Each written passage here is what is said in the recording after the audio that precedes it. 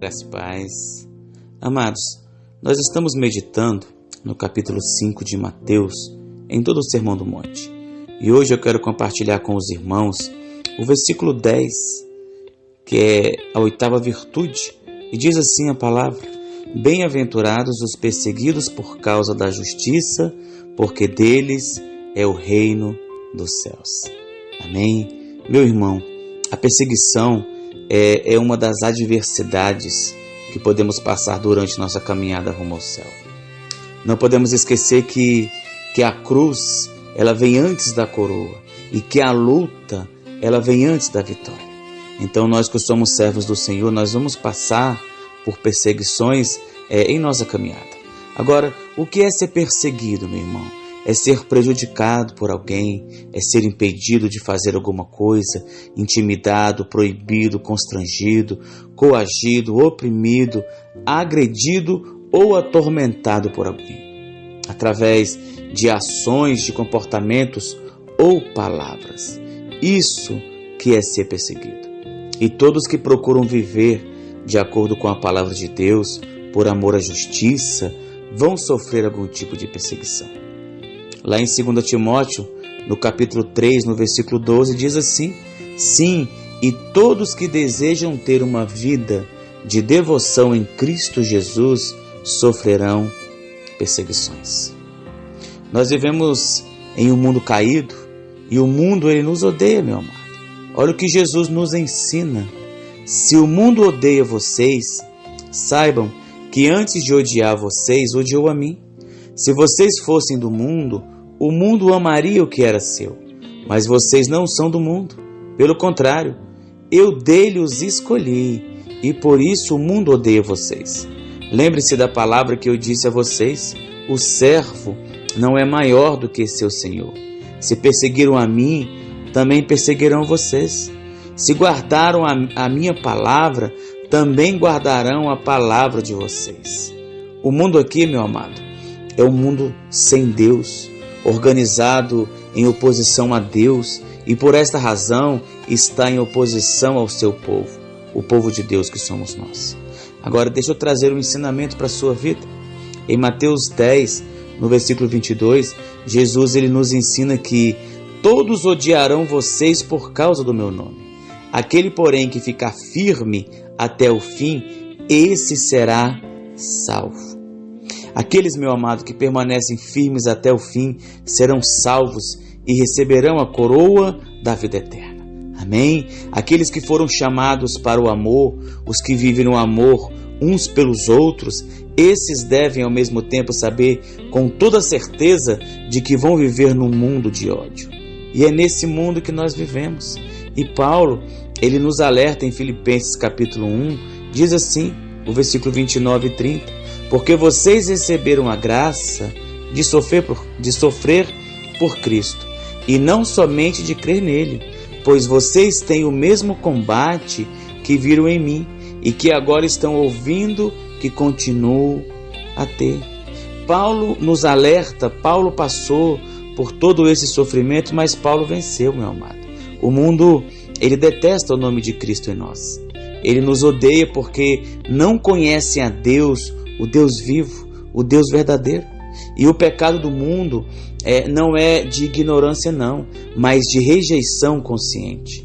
Jesus veio, falou as palavras do Pai, gotejou em seus ouvidos a santa palavra vinda do céu, mas eles não receberam a mensagem com mansidão.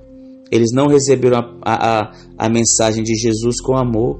Pelo contrário, meu amado, eles odiaram o mensageiro com violência. O mundo não odiou apenas o Filho enviado, mas também o Pai que o enviou. Olha como isso é sério. Agora deixa eu te aconselhar, quando você estiver sendo perseguido por causa da justiça e por causa de Cristo, saiba que você não está sozinho nesta luta. Você não está sozinho, meu amado, nessa fornalha de fogo, nesse campo minado, nessa estrada espinhosa. Sabe por quê? Porque Jesus está contigo.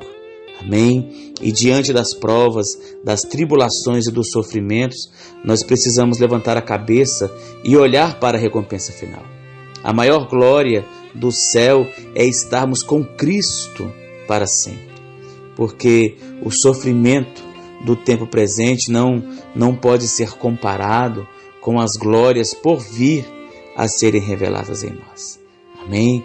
Creia e confie nessas palavras em nome de Jesus. Agora, qual a recompensa por causa da perseguição? A recompensa por ser perseguido, meu irmão, por causa da justiça, é o reino do céu. Olha o que diz Romanos 8, versículo 18. Porque para mim tenho por certo que os sofrimentos do tempo presente não podem ser comparados com a glória a ser revelada em nós. O céu, olha só, o céu, meu amado, é a casa do Pai, é a morada do Altíssimo. O céu é onde encontra-se o trono de Deus. O céu é a nossa casa, a nossa pátria, o nosso lar. Lá está o nosso tesouro, amém? O nosso galardão, a nossa herança incorruptível. No céu, Deus ele enxugará as nossas lágrimas. Não existirá mais morte, não existirá, meu amado, mais luto, nem pranto, nem dor, nem sofrimento, nem traição, nem desassossego, dentre outras coisas. O céu é onde teremos comunhão eterna com Cristo. Amém, meu amado? O céu, ele é um lugar de segurança, pois lá não entrará maldição. Lá não há gente doente, pessoas aleijadas, feridas ou oprimidas. E tem outra coisa, a casa do Pai é o lugar onde somos sempre bem-vindos. Olha que coisa linda. E tem mais, meu amado. Lá nós ouviremos assim: venham benditos de meu Pai, venham herdar o reino que está preparado para vocês desde a fundação do mundo. Palavras de Jesus, Mateus 25, versículo 34. A casa do Pai, meu irmão, é onde todos os filhos são tratados sem preconceitos e sem acepção de pessoas. Olha que coisa linda. O céu também é um lugar onde há muitas moradas. No céu não teremos apenas morada, mas nós teremos morada permanente. Amém? E o vencedor, ele herdará estas coisas. E eu serei o Deus dele e ele será o meu filho. Olha o que Deus diz para nós em Apocalipse 21, versículo 7.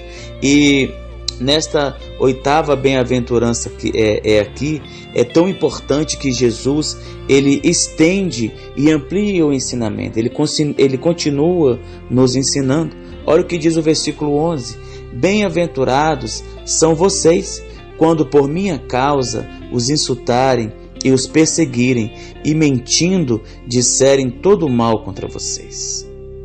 Quem vive, meu amado, de maneira agradável a Deus, deve esperar perseguições. O mundo está em guerra contra Deus. O mundo encoraja o orgulho e não a humildade. O mundo, ele incentiva o pecado, especialmente se for para escapar impunes, para não sofrer as consequências. Vai dizer para as pessoas que a culpa é do meio em que vivem, mas muitas vezes não é, meu amado. É o pecado que está enraizado na pessoa que precisa ser liberta. Muitas vezes nós vamos passar pelos insultos. Agora, o que são os insultos? São as injúrias, são as ofensas morais, são as humilhações que muitas vezes nós passamos, e muitas vezes nós passamos isso dentro da nossa própria casa, dentro da nossa própria família. Mas não desista, porque Deus está contigo. Amém? O servo de Deus, meu amado, muitas vezes insultado. Nós escutamos palavras que nos aborrecem, e injúrias são cometidas por pessoas que falam de coisas que não sabem e de pessoas que não conhecem. Quem nos ensina isso é Judas, lá no capítulo 1, versículo 10. Judas 1:10. E quando Jesus foi julgado, olha só, eles contrataram falsas testemunhas para mentirem a seu respeito, acusando Jesus de erros que ele não cometeu. Jesus, ele ficou calado, pois o seu proceder falaria muito mais alto, né? E ele foi oprimido e humilhado, mas não abriu a boca. Nós precisamos aprender com Jesus. Muitas vezes nós precisamos nos calar e não falar nada. falar no momento da oportunidade, na hora que Deus prepara para que nós possamos falar aquilo que Deus quer que nós falemos. Amém? Agora, muitas mentiras são ditas contra os servos de Deus. E a mentira é algo abominável, né? A mentira, ela é destruidora. Ela produz descrédito, decepção e morte. Então, tire a mentira da sua vida nesta tarde, em nome de Jesus. A mentira, meu amado, é terrível, não apenas por causa de sua natureza perversa, quer dizer, devastadora, mas também por causa de sua origem maligna. Não se esqueça que a primeira mentira foi contada pelo diabo a Eva, lá no Éden. E segundo as Escrituras Sagradas, a mentira é pecado, pois aqueles que mentem deliberadamente são filhos do diabo e não terão parte nas bem-aventuranças. A palavra parece dura, mas é verdade a verdade da palavra. A mentira, onde há mentira, Deus não está presente. Deixa eu trazer um ensinamento para a sua vida, meu amado. A mentira, ela é uma afronta a Deus. Deus, ele é luz e não há nele nenhuma treva. Deus é santo e Deus é santo. Amém? E os mentirosos, eles são abomináveis na terra e não herdam os céus. Olha o que diz Apocalipse 22:15. Fora ficam os cães, os feiticeiros, os impuros, os assassinos, os idólatras e todo aquele que ama a prática da mentira. Olha só, isto é uma coisa muito séria.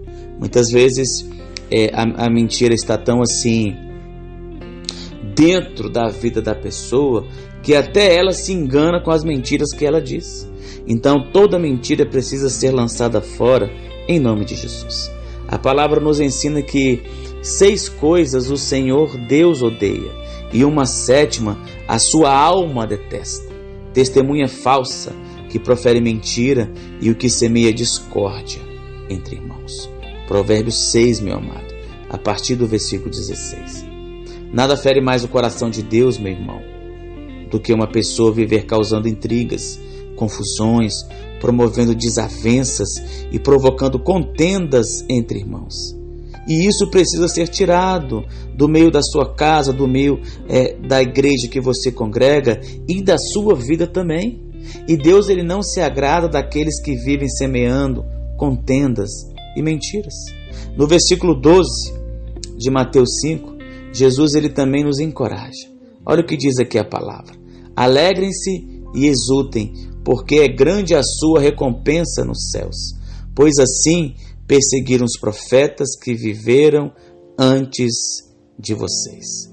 Então o conselho de Jesus é para que nós fiquemos alegres, né? Mesmo diante das lutas, das perseguições, nós temos que nos alegrar no Senhor.